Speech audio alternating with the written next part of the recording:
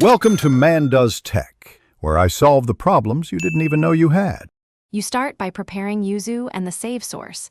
Confirm Yuzu is up to date and your prod. Keys are present so saves decrypt correctly. Once done, locate the save on the source device or export it using the Switch Homebrew tool. Saves usually appear as a folder or SAV file. Make sure to copy the original Yuzu save folder from yuzu/user/000000000000000 to a safe backup location. This protects you if the import changes ID or corrupts data. Next, convert and place the files correctly. You must match the save folder or file name to the game ID Yuzu uses. If they differ, rename the folder to the target title ID. If the save is a single SAV, extract, or convert it into the Switch-style directory structure.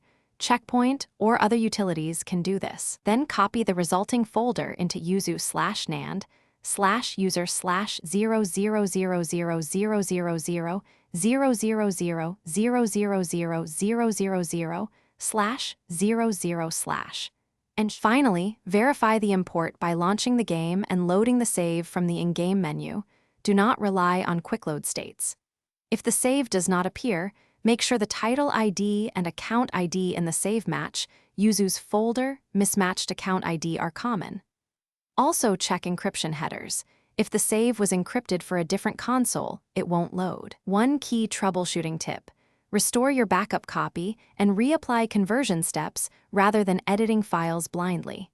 Clearing Yuzu's shader cache can resolve post-import crashes.